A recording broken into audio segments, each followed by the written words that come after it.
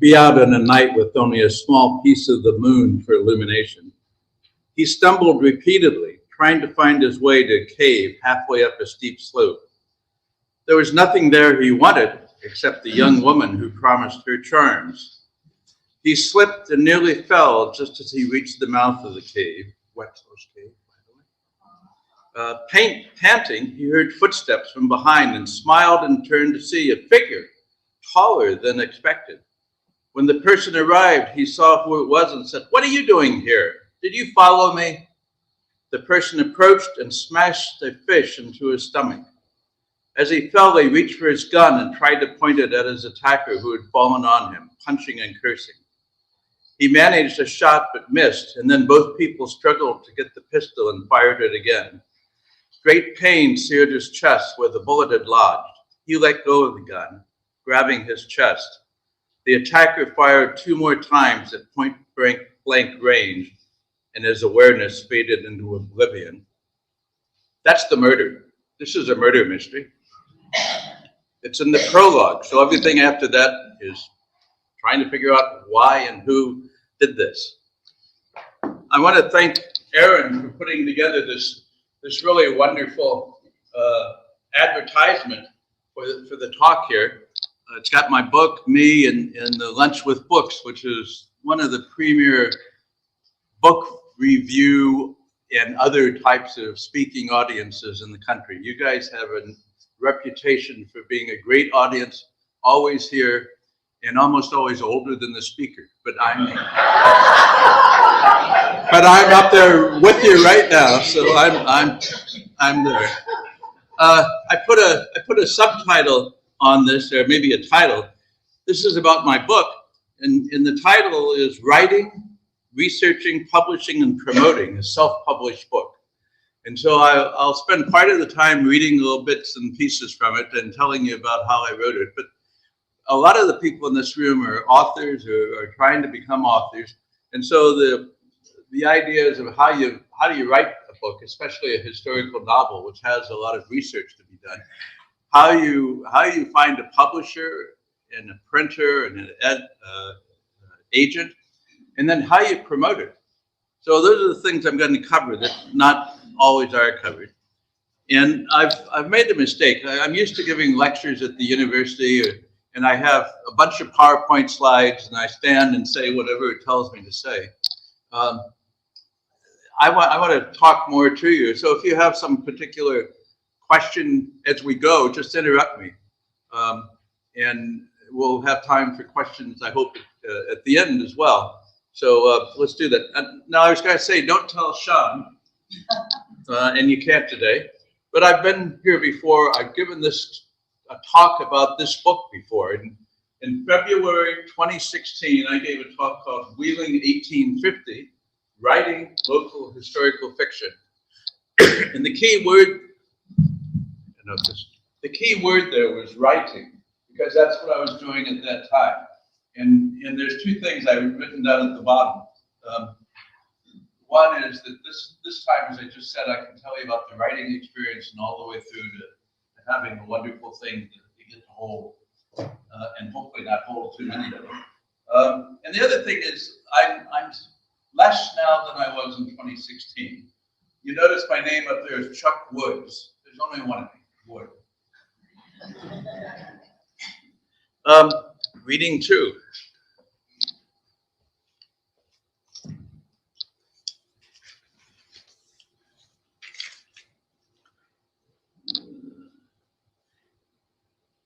Henry Wetzel was uncertain if they could spot the new comet in the early evening sky, patchy with clouds of soot from nearby factories. He moved the 6-inch Fitz telescope through search arcs until finally noticing a diffused splotch of grayness above the northern horizon. "There it is," he said, and over the next 20 minutes, his daughter Athena recorded the position of the comet, its brightness, and description as Henry determined them. Professor Bond at Harvard College had discovered the comet only one night earlier, but thanks to the telegraph, Henry and a few other astronomers had learned of it and raced to be the first to determine its orbit.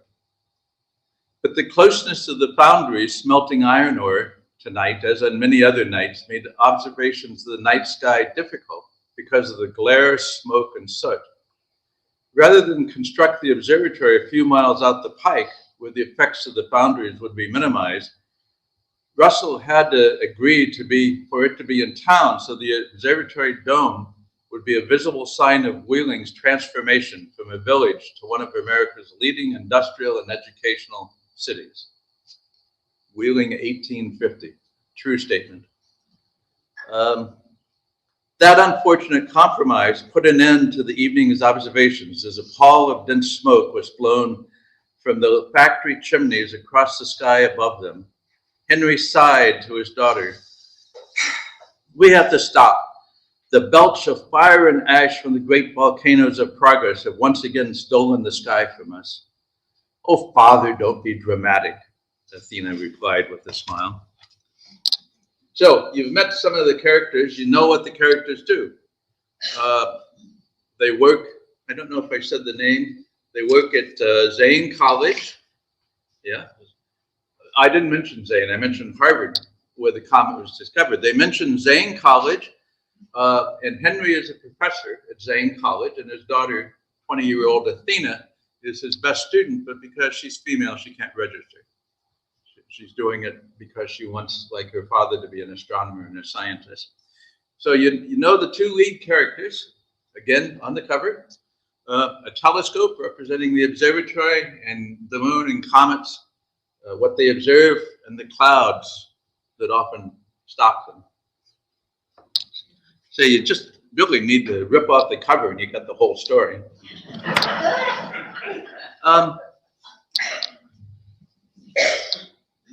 Why Wheeling? You know, this is Wheeling 1850. So why Wheeling? Well, first of all, we live here, and we know that there's a remarkable history that's actually little known outside of this region.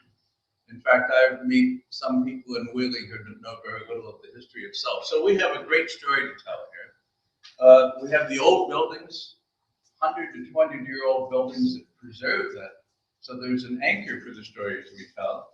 And we have John Bowman, who's one of the leading experts on steamboats and their engines and construction, who lives here in Wheeling and has published 4 or 5 books on them. So we've got an expert there. We've got Gene Finstein, Margaret Brennan, Hal Gordon. We've got other local, professional, and personal set of historians who've done a tremendous amount here in this room and in publications and other places, spreading this wonderful information about our history. And we've got Lunch with Books. Gosh, this place we're at right now, this event, is just, I don't know how long it's been going on, 20, 25 years or something. It's full of interesting history stuff. And I'm so happy that they've recorded them on videotape, DVDs, and now online. So it's all recovered.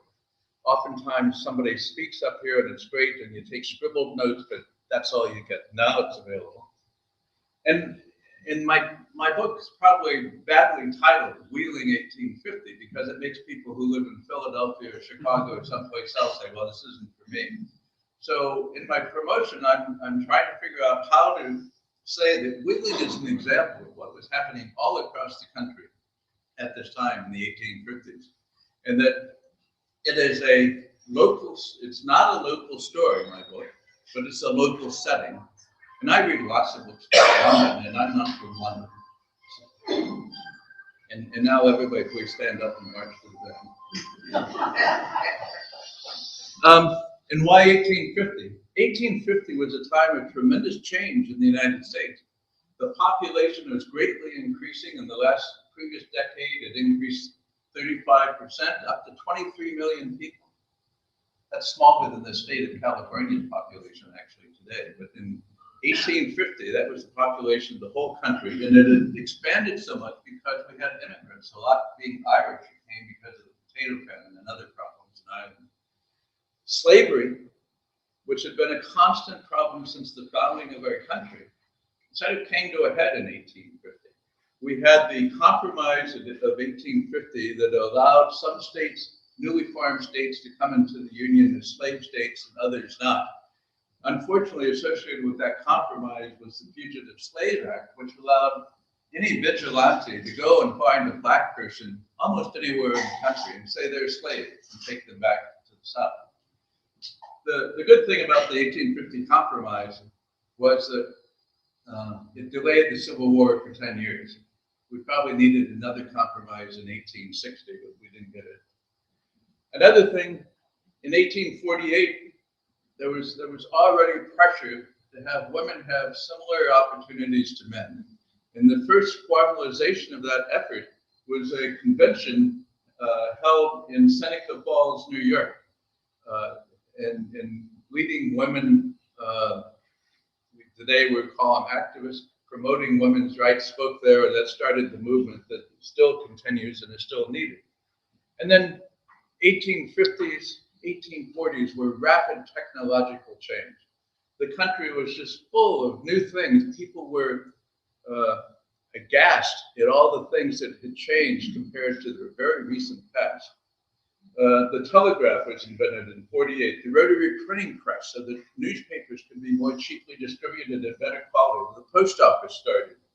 The second law of thermodynamics and the speed of light, all of these scientific breakthroughs were happening. The Wheeling Suspension Bridge, which is a national story, the largest suspension bridge in the country, was done about then. The American Association for the Advancement of Science started. The leading science journal in the world started then.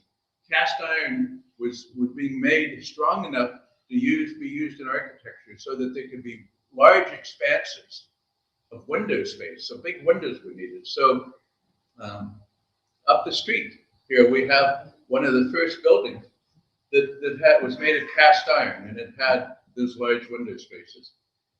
Sewing machines. So there were a bunch of changes happening, and all of them were visible, quite visible, except maybe the speed of light, to everyday people. And I added up the top. This is really pretty similar to 2021. We don't have slavery, thankfully, but we still have a lot of civil rights issues associated with minorities. The women's rights movement is still needed because we have considerable differences in the salary of men and women and all sorts of other things. And we're awash in technological change. So 1850 could have been us. 10 years later, unfortunately, was a civil war. Hopefully not us. And Wheeling in 1850 was also changing. Our population was 11,000. It was growing pretty steeply, reaching 60,000 in the 1940s. St. James Cathedral, McClure Hotel, LaBelle Iron Works, and other buildings and businesses were being started. Inventions weren't typically made in Wheeling, but they arrived. The telegraph arrived just in 1848. So in my story in 1850, they could be getting astronomy news as it happened almost. Not the internet, but rapid, instantaneous transformation, transmission of information. Gas lamps had just arrived. So the characters in my novel have gas lamps in their hops so that they have lighting other than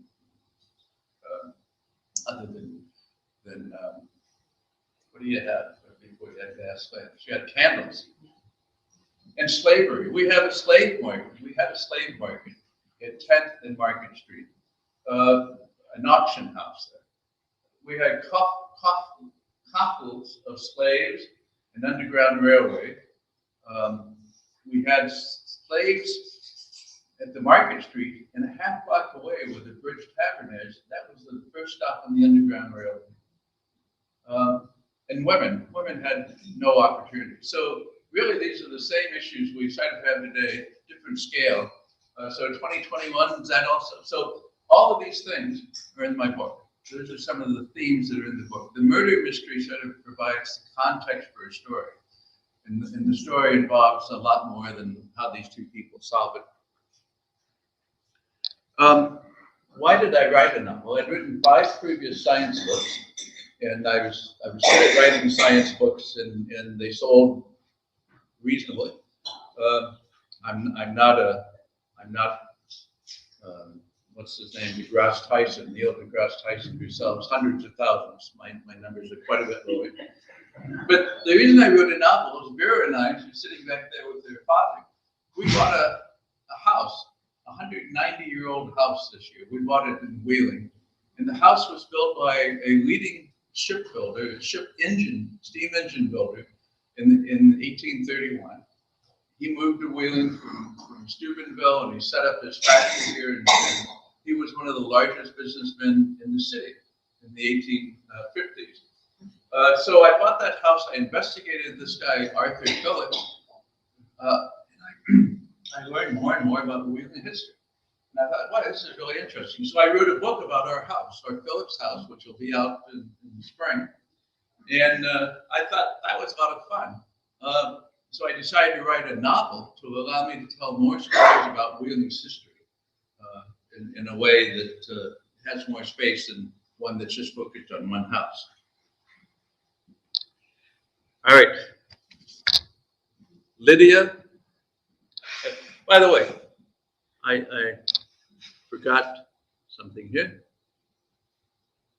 This word here in the slavery, coffles of slaves. Anybody know what that first word means? 10% discount on my book if you do. Yeah.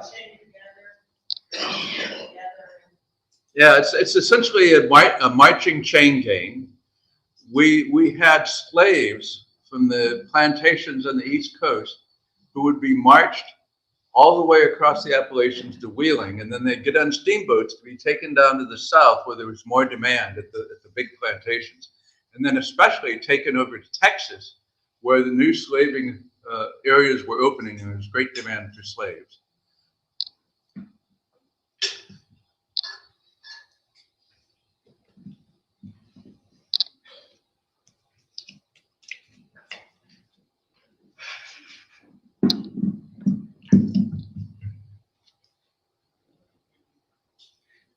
So this is a to-do at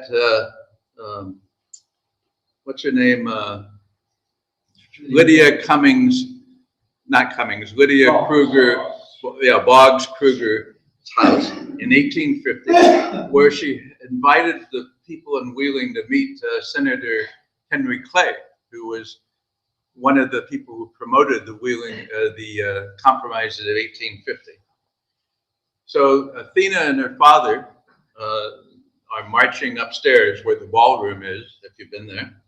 Placed on either side of the fireplace at the end of the ballroom were two velvet upholstered chairs with the twice widows Lydia Boggs Shepherd Kruger in one and Senator Clay in the other. Their presence made the corner of the room its center, and people gathered around, politely listening. As Henry and Athena appeared, Mrs. Kruger invited them to come closer to meet the senator. Turning to Clay, she said, "You've met our politicians and industrialists. Now you can meet our thinkers. Professor Wetzel is the astronomer at Zane College, and his lovely daughter Athena reminds me of my younger self. She won't accept society's limits on what she can do, and she can do anything. She is brilliant and charming." The senator replies, "I am pleased to meet both Russells. For the developments we are witnessing in technology and politics require new ideas to blend together for the good of the nation as a whole. I disdain talks of the South, the North, the East, and the West. We are one union, that the railway, which is almost to Wheeling, and the telegraph bind ever closer together. The spread of knowledge, products, and people is coming so much faster than we are accustomed to. Indeed, it has been said of our astounding progress that one decade now is like a century of the past." He's a politician, can you tell? Professor Russell replied, "It is indeed a marvelous age we live in. Our understanding of pure science, such as the mechanics of the solar system, continues to grow, and improvements in industry is abundant here in Wheeling, with steam engines, glass manufacturing, and ironwork constantly lead to new products and scientific understandings too." Athena then spoke without hesitation. "I am honored to meet you, Senator, and wish to acknowledge your efforts over the generation to find solutions to our nation's greatest shame, slavery, and how it threatens to tear us asunder." Clay smiled. "I should have expected from Mrs. Kruger's introduction that you would be serious and direct. which I approve. Well, you call it a shame, but our lovely hostess and I have owned slaves all our lives, and Wheeling does have a slave market. This peculiar institution will ultimately pass if we are to live up to our declaration that all men are created equal. But the economy of half the country depends on slavery, and the South sees no way to end it and survive. I just want to preserve the Union so we may have time to evolve to a more equitable society. Athena responded, also, please remember that not only do we need to keep half the country in the Union, but we also need to bring in half of our population, the ladies, to more rapidly advance our progress. Women care less of war and more for peace, so perhaps a woman can find political solutions men don't see. So, this is so much fun. When I talked about the research section, one of the things that was so much fun in writing this book was finding out what people were thinking and saying and what the issues were and how they were responding to it. This is a wonderful place to do it. Just the Wheeling room itself is great help. Well, I had to, here it is. I had to figure out what genre, if I was going to write a novel, it should be, and I decided on a murder mystery because it's got a simple structure. It has a well-defined beginning. You heard it.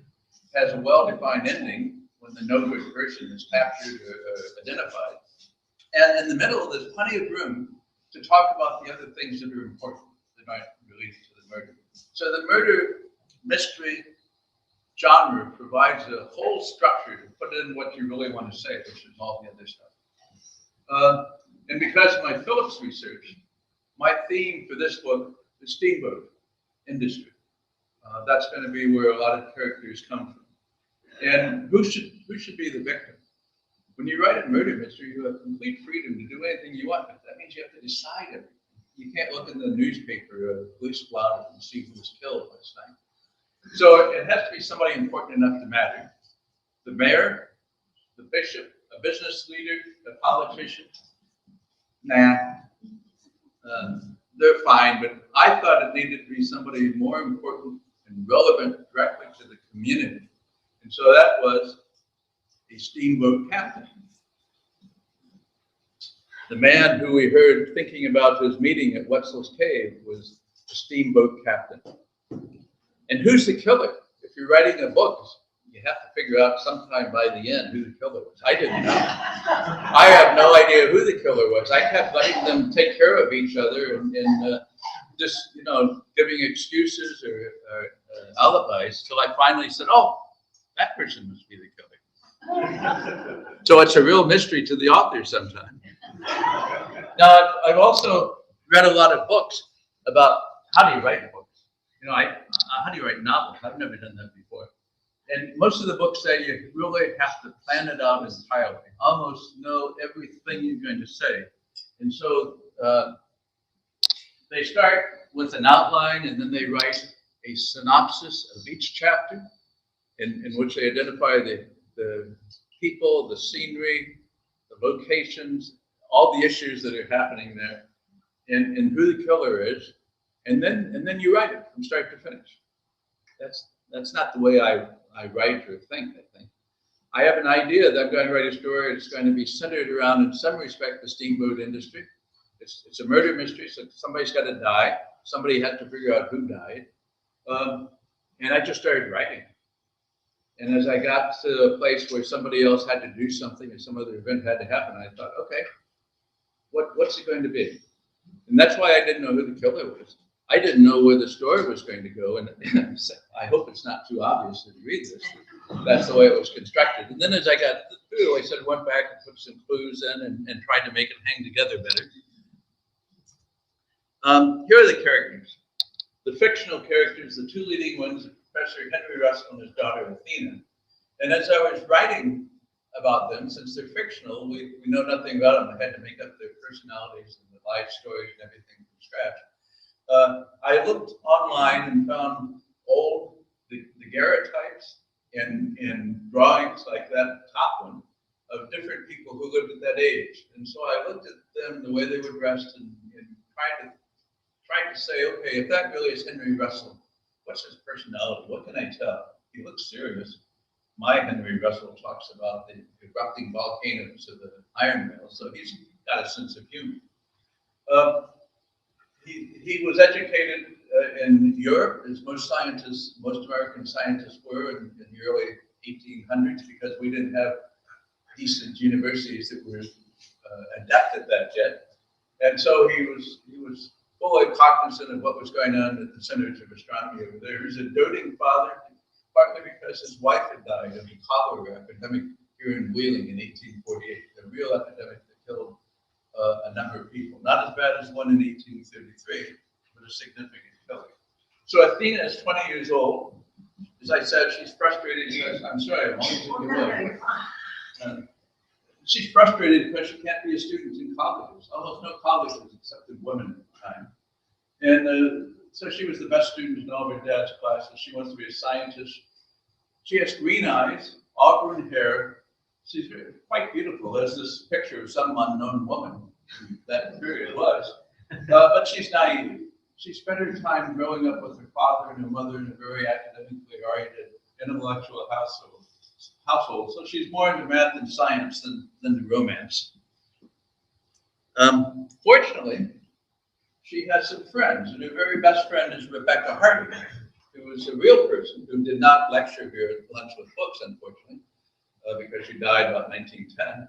But Rebbeca Harding was one of the most famous novelists to come out of Wheeling. She wrote a famous story in the Atlantic Monthly magazine in 1861. And so Rebecca and Athena met at Washington Female Academy, which existed then, and they're best friends. And she's a realistic foil to Athena's sort of naivety and altruism and goody two-shoes sort of level of thinking. And I say that she's a realistic foil, and I try to put that in there because that's what she was. She's considered one of the first realist writers in America. And I've got just about everything that's ever been published about Rebbeca Harding that I can find, and not a single one talks about her personality. They talk about what she wrote and where she lived and all that stuff, but what was she like as a person? So I had to make her up. I had to invent her personality, and I made her very bright, very sarcastic, biting wit. And so she and Athena, as you will hear in a little bit, were great friends with a very strong contrasting styles. Simon Hooligan, he was the doctor here whose statue is up in the cemetery that you might have visited a couple of Sundays ago. He was the founder with Bishop Whalen of the Wheeling Hospital. And he's a friend of Henry's, and he helps Henry when people are killed, which this is the first time it's happened. He helps them understand how they were killed and what they were like as a body. George DeVol, you've probably not heard of George DeVol. He was a professional riverboat gambler. These are real people that existed that I brought into the story. He was 20 years old in 1850 also. He did not go to the Wheeling, the Washington Female Academy. He was on riverboats working first cooking and as a laborer. And then he became a gambler because he was good at reading people's personalities and whether they were brave or cowardly in terms of betting by observing them. He was sort of a psychologist at the time. Arthur Phillips, he's the one who built the house that Vera and I live in. He was a steamboat engine manufacturer. So he has a cameo appearance in the book. And our house does too. If you can write a book and have your house in it, that's great. I should charge rent. And Ralph Waldo Emerson. Emerson, like so many of the other intellectuals of that time, would go around the country giving talks.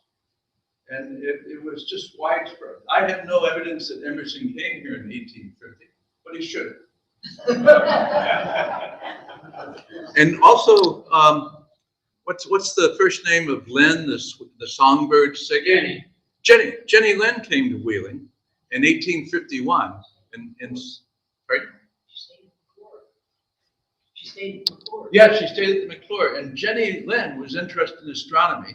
So I had her manager write a letter to Athena and her father saying she would like to visit their observatory when she comes. It's so fun building these things together, the real and the imaginary, or what should have been. So the miraculous thing that happened here is that as these characters developed, they became real, and they set a tooth over my thinking. I would have a conversation between Athena and Rebecca, and I almost just wrote it down, what they told me. It's an amazing thing to happen. That never happened when I was writing science books about volcanoes. So that's a wonderful thing. I hope other people who have been writers experience it. But at the same time, writing a book where you have 100% control of everything that happens, sometimes you don't know what to have happen. And the writers call it hitting a wall, and you just try to get around it. I've written this book, which is published. I've written the next one, which is Wheeling 1852, which is finished, completely finished, and that'll be published next year. And I'm in the middle of Wheeling 1855. I want to go up through the Civil War if I live, and I'm stuck. I've been stuck for a half year in Wheeling 1855. I killed off the guy who's going to be murdered. He worked at the Bell Iron Factory, and he fell or was pushed into one of these vats of molten iron. So he's gone. But who did it? And why didn't other people at the factory see him? If I figured that out, we'll publish a book. And then the story. I've already told bits and pieces of the story. It's the body found in Wetzel's cave. The mayor asked Henry to solve the problem because the police force they have in Wheeling at the time is used to arresting people who were drunks or have fights or shoot each other outside the tavern. But they don't know what to do when there's no witnesses. They don't know what to do when they have to try detecting and gathering evidence and things like that to figure out who the murderer was. The word detecting was first used in England in the 1750s, and it got here to the US in the early 1800s. So detecting was something that was happening, and probably large police departments in big cities, they had something about how to do it. But most police departments in the country knew nothing. You arrest the people and hang the people who you see do the crime. So Athena, and the mayor wanted a scientist. He wanted somebody who's used to looking for evidence to try to figure out how to do this. So Athena insists on partnering with her father. He always said 2 heads are better than one, and she always replies yes, especially if there are 2 heads. So they had to figure out what's the scientific way to investigate something where nobody saw it. And you collect the evidence, but what evidence is there when you have a body? Well, the footprints. Can you identify the footprints of the person who's dead and say, okay, he didn't kill himself probably, so the other footprints are probably from the murder. How do you characterize those footprints? Later on in the story, there are footprints from a horse. Do horses have distinct prints, like some fingerprints are and toe prints? I've never heard of it exactly with toe prints. That may be in my next novel. Horseshoes. Yeah, horseshoes. So there's a bunch of different types of evidence they had to invent using. And then who had access to the weapon? It turns out the weapon that was used was an early type that allowed multiple shots before they had, what do you call that cartridge, the thing in the middle that spins around with 6 bullets in it? The cylinder, yeah, before cylinders were invented, there were pistols that had 6 or 8 barrels side by side. And so this, as you heard at the beginning, there was 3 shots, 4 shots fired. There was one after the other. That somebody wasn't putting down the guy who's beating up and loading in another pellet. So somebody had to have access to those. And if you looked around the mercantile places in Wheeling at the time, almost nobody sold them. And you had to make your own bullets, not bullets, but little round balls, iron balls. So who had one of these unusual murder weapons? What was the reason? Scientists asked, why did things happen? What was the reason? What was the motive for somebody going to kill the guy? Who hated it? His crew didn't like him very much, I can tell you that. And most husbands and fathers up and down the Ohio River where he sailed, his boats didn't like him. And so what what Henry finds out is they're learning all about other citizens of Wheeling and neighbors more than they want to. Because if you read Agatha Christie, she's always telling things about other people, sort of red herrings, but things about other people who are suspicious and what they may or may not have done. And you find out things you really prefer not to know, at least that's the way Henry felt. At the same time, they were trying to maintain their roles as teaching, Henry's teaching, and both of them doing research at the observatory.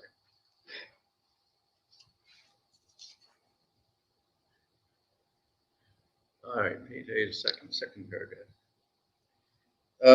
So this is at the slave auction house. A small crowd of 15 to 20 white people, mostly men. Let me start. I should have started a sentence or so earlier. Two young men, about 20 years old, stood together in the raised auction block, as the auctioneer described them. We have two strong young bucks here who grew up in Eastern Virginia and are hard workers.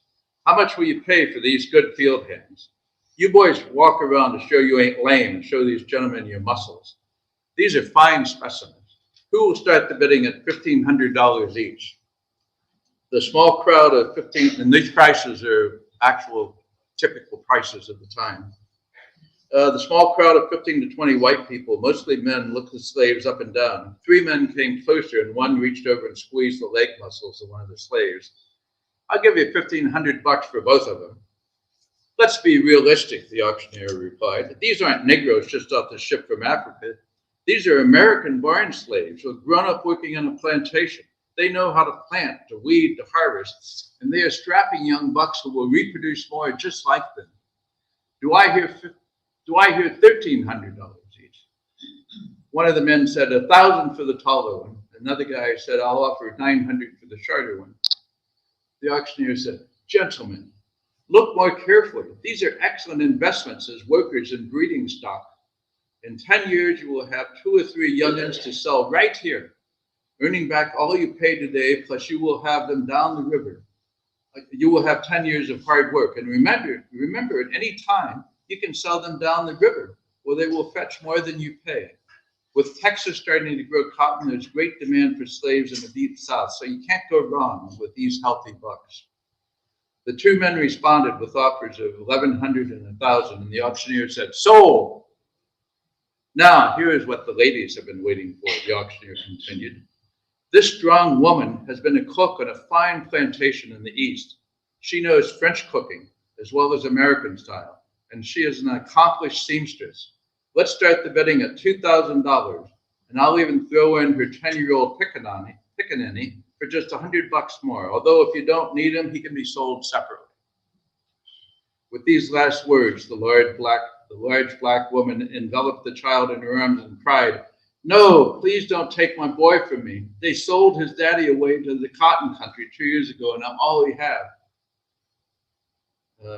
Henry and Athena had been watching appalled by the spectacle, and then a well-dressed Negro approached Henry and said quickly, by your horrified expression, I assume you are Professor Russell. They had agreed to meet. I think you understand now why all people should be abolitionists.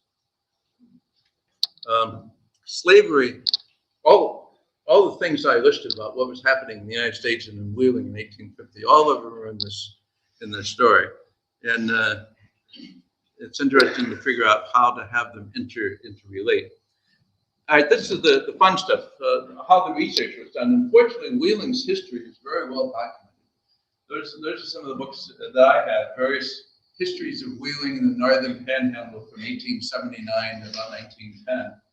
And the thin white middle one is John Bowman's, one of John Bowman's books about the steamboat industry here. So when you write a book about a time you don't live in, a place you don't know, you have to recreate, or you have to create it, actually, what it was like then, what was it like. For example, one of the things I read is that men who were not working in the iron mines, but were sort of businessmen, had to go home at lunch and change their white shirts every day because there was so much soot falling out of the sky from the factories that their shirts would be dirty if they walked around outside. Another thing I realized, I have Henry and Athena take a trip down to Marietta looking for somebody. And you always see these beautiful paintings of these beautiful old photographs of the steamships going down, steamboats going down the river or up the river, smoke coming out, but you never hear the pulsing beat of the engine. They have a cylinder, sometimes 6 to 8 feet long. The piston is up to 2 feet wide, and it's pushing up and down from the steam, from the burning coal. Huge slapping noise that continues. And then this cloud of soot coming out falls down on the people in the boat. It's not the beautiful ride I always thought it was. If we go on one of these steamboats, not steamboats, these what do you call the old boats that are sort of a paddle wheel boat here? Yeah, they're paddle wheels and they look like it, except it's not a steam engine, it's not burning coal, it's not loud, it's not dirty. It's a different aspect of traveling than I thought until I read that. So you read all these things, you try to learn what you can about the time. You ask the experts we have in the community, and they all read the manuscript before I finished it. So I thank them. And then one of the great benefits I had is when Mount de Chantal closed down, I bought a bunch of their books, and then the ones they didn't sell, like Harper's Magazine from the first issue in 1850 to the 1920s, they were going to throw away, so I took them. We have never read hardly any of them, but there's this beautiful collection of Harper's magazines. There's one of the old ones, and those are writings of those years. You can see what people were talking about and the way they wrote. They have stories in them, so it's a wonderful way to get directly into what was happening. And so it's a treasury of authenticity. And every monthly issue, they had a picture of what smart women were wearing at the time. So I have a couple of comments in there about Athena and other women's dresses based on what I read in Harper's Magazine. And then historical notes. The back of the book has 10 pages of historical notes because of all the things I've been telling you about how the history and the fiction are interwoven. And that's just the beginning of it, saying there may be too much history in this book for some readers. There may be too much astronomy for others, but we don't count them. So I try to explain what's true and what's not. And then when you write a book, the visuals are really critically important. The cover, front and back, was done by a young woman who lives up near Cadiz. She used to work with me at the university. She's a great graphics artist, and everything on this cover represents, as I said at the beginning, what the story is about. And then also, you need to do a layout so that the interior looks professional. The interior looks the way you want a real book to read. I've sometimes seen books where the text goes all the way to the edge. The text goes all the way into the margin. You have to sort of look around like that to read it. So it's really important to have a book that looks like it's a real book. It's not my self-published thing. And I don't have any pictures in there. Originally, when I was putting it together, I had a dozen or so photographs to represent things that were actually there at the time. But you have to have 300 dots per inch to represent photos well in a book. And I didn't have that. So the cover is, but nothing else. So I spent as much time trying to find a publisher and an agent as I did writing the book. I'm a well-known astronomy type person. I've written 5 books about astronomy and volcanoes.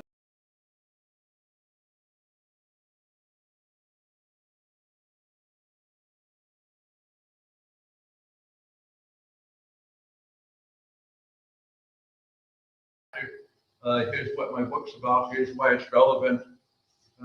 Get no answers. Or get, by return mail or rejections. It's really deflating of your ego if you happen to have one. It wastes time. I just did other things for a while. I let the book sit for a while. That's why it's probably taken about eight years from when I started, and maybe 6 years, 5.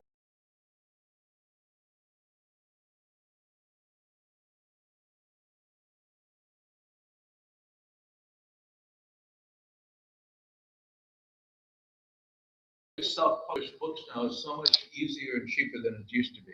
It used to be if you wanted to publish a book, you'd pay some printer typically $5,000 to $10,000 to lay out the book for you and print it for you.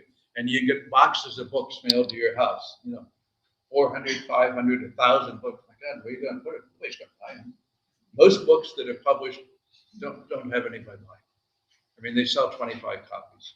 I'm already past that. So Amazon has something called Kindle Direct Publishing. It's not just for publishing ebooks, Kindle books. It's also for publishing paperback books, and you can publish hardbacks, but they're prohibitively expensive because of binding. And Kindle KDP has free templates that lay out the text.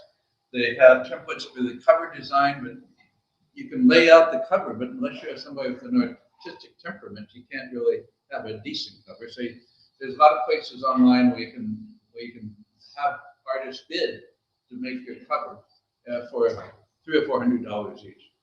I didn't do that.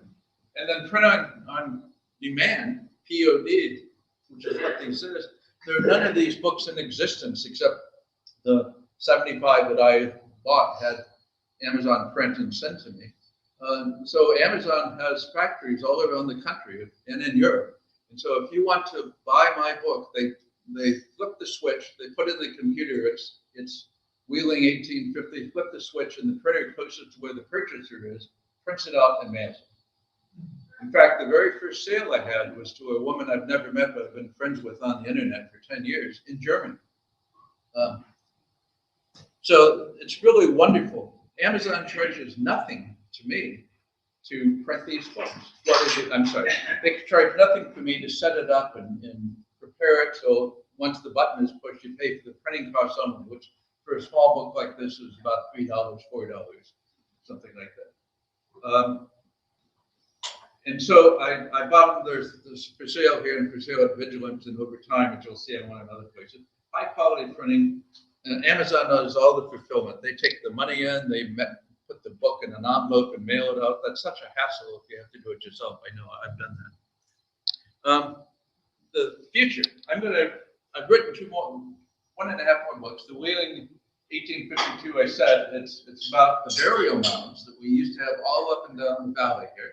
Almost all of them have been eliminated. The last one in Wheeling was taken down in about 1852 for agriculture. A local grocery store wanted to grow more vegetables to sell in the shop, and so we tore down the last Indian mound that existed in Wheeling to do that. And lo and behold, it was a body on the mound, and it wasn't a Native American. So that's the main theme of that. And there was a big controversy at that time. Surely those big mounds and Serpentine Mound in Ohio and whatnot could not have been made by those savage Indians. That's what most people thought. They must have been made by Europeans. Maybe the Norse, the Vikings, maybe somebody else who came here and made them, and then they all died out. And the Smithsonian had a big book that was published about this time about the mounds here in the Ohio Valley. It's a wonderful book. So that's a big intellectual sort of topic in the second one. And then the Mount de Chantal Nun, welcome just comes in. Mount de Chantal was open then, and you have all these women over there. Anyway, and then more astronomy. 1855, and I had to read all about nuns and how many nuns left the church. What the first thing you do when a nun leaves the church is you have to find something for her to wear. So at least I learned a lot from that. 1855 is about an iron puddler who's killed in the Lavelle Iron Works I mentioned. And that's based on a book, The Iron Puddler, published in 1922 by a man who worked as one in Pennsylvania, and he ultimately became a federal Senator Davis from Pennsylvania. You know what a puddler is? Yeah, they have a big long iron bar, and they stir the iron as it's melting. You're right there up against this kettle of hot iron. Your eyebrows singe off. You have to step away every once in a while. It's the toughest job in the iron mill, and it was the best paying. And so this guy who, in the 1855 book, who's been killed, is a puddler. So I want to continue, as I said, through the Civil War. Henry's role, I've discovered, I didn't do it, but Henry is doing less and less as I go to these other books, 52 and 55. So that by the 1855 one, it's mostly Athena who's the main detective. And Rebbeca Harding is her good sort of buddy friend. I don't know where these people are going to take me. And then promotion, the last bit, I published these 5 other books, and Cambridge University Press published my first. They're the oldest publisher in the world. Prestigious place to publish a book, that's wonderful. They did nothing to promote it, nothing. And all the others did about the same.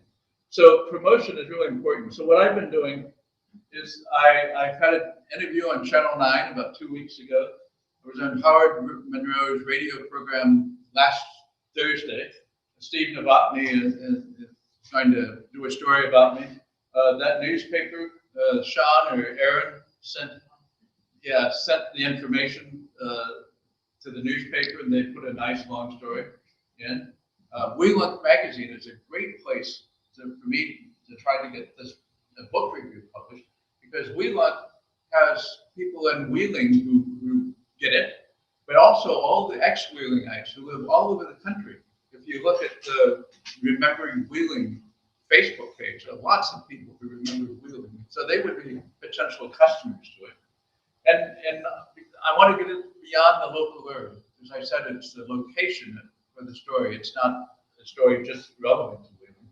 So the Regional History Journal is the first place. The Upper Ohio Valley Historical Review, that is Sean and maybe Aaron working on here. It's probably the first astronomy murder mystery.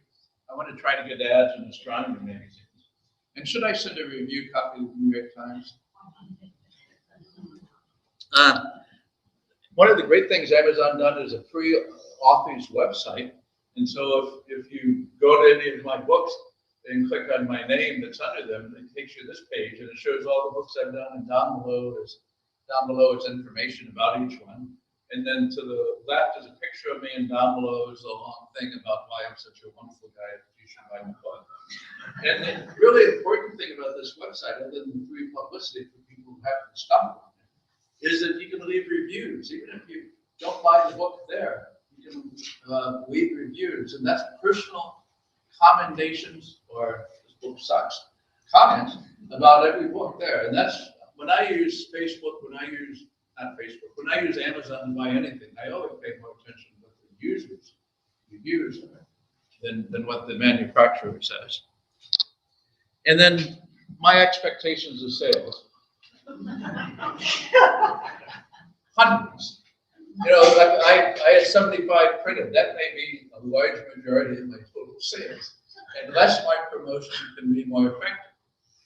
When Amazon sells my books, and Amazon right now has sold twice as many as I had in the bookstore, I get 35% royalty of the cost of the book. The book on Amazon, the book at the bookstore is $12.99. And when I sell it in my bookstore, I make 65% royalty. So I much prefer to sell them in the bookstore. But I have very, very few, essentially zero, people come to my bookstore to buy a book, whereas Amazon has half the world's population. So I can earn back, I hope, the money it costs to do all this. It's $1,600 to do everything I paid for, not counting any of my time. But that's, I hope to recover that, but I'm not going to be able to live on it. You have to sell tens of thousands of books to make it a career. And the really important writers sell hundreds of thousands of books, millions of books. What's her name? J.K. Rowling, Harry Potter. She is the first author in history to become a billionaire from her books. She went from being on public housing, on public radio, to a billionaire by publishing the Harry Potter books. I'm not there yet. So the nice thing about Amazon KDP is writing a book and publishing it is sort of a labor of love until you can get a huge amount of sales. And you can try it now with Amazon for almost nothing, very low cost. All right, Athena and Rebecca, I was going to read one more thing. I'm not going to. Questions, comments, please.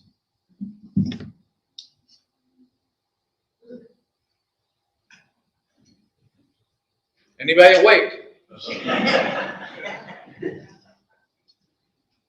Do you prefer the novels or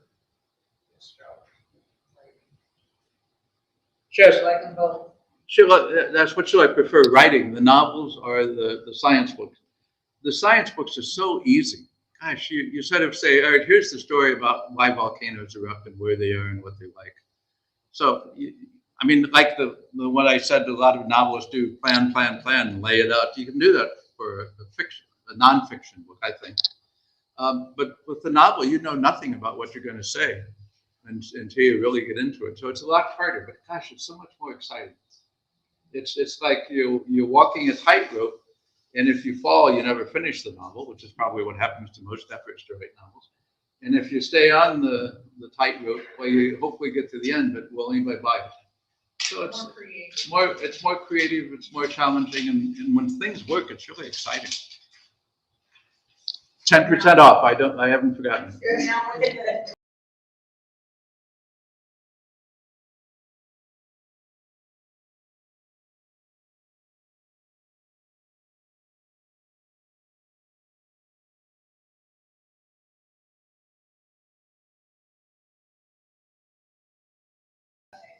But I did read that, like you have, that it started out that the Indians would go in the cave and make sounds like they were turkeys, and so settlers would come into the cave to try to get the turkey, and they get scalped, killed by the Indian. And then Lewis Wetzel did the same thing. He got killed Indians there doing the same thing. Yeah. I have another question. Oh. Then you said some of your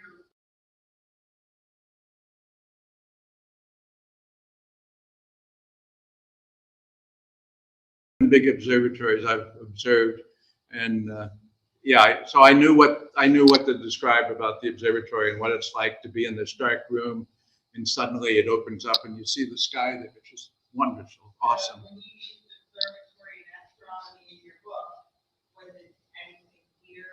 It was Zane College, which in my book was benefited from Ebenezer Zane's death in 1833. He died in the cholera epidemic then. I said that surprised his relatives, but he left a sizable bequest to start a college. And it never happened. There was another mistake in history. And in 1843, 10 years later than Zane College started, there was a magnificent comet that everybody in the world could see. Brilliant comet. And so the United States started building observatories. The first observatory in the United States was 1846. Zane Observatory, in my book, which didn't get built, was the third one in the United States. So, yeah, I based it on real things that were happening. I looked at what observatories were like that were built in the 1840s and 50s. I looked at the telescopes that were available. I said at the beginning, the Fitz telescope, F-I-T-Z, he was a famous telescope maker, the first telescope maker in America to be successful.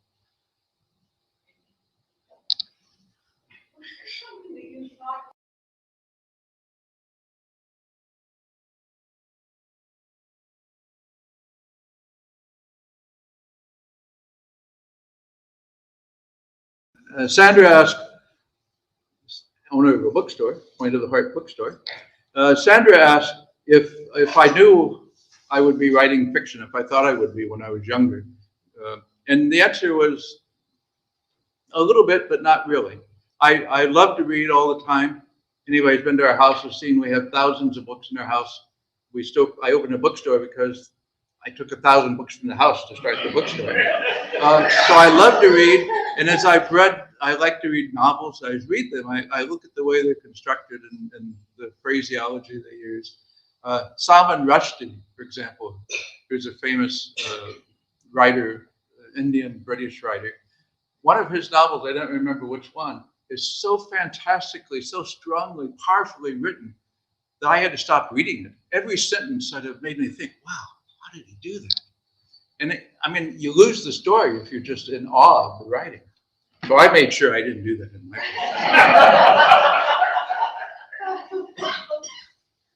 The boundaries of that time.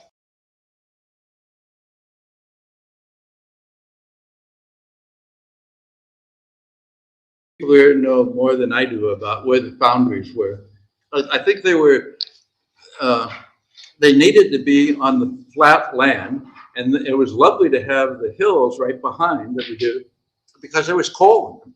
So many of the individual businesses had their own coal mine. At one door, the coal would come in, the products would go out the other. But along Wheeling Creek, close to the river, yes, there were some, but I don't know in general.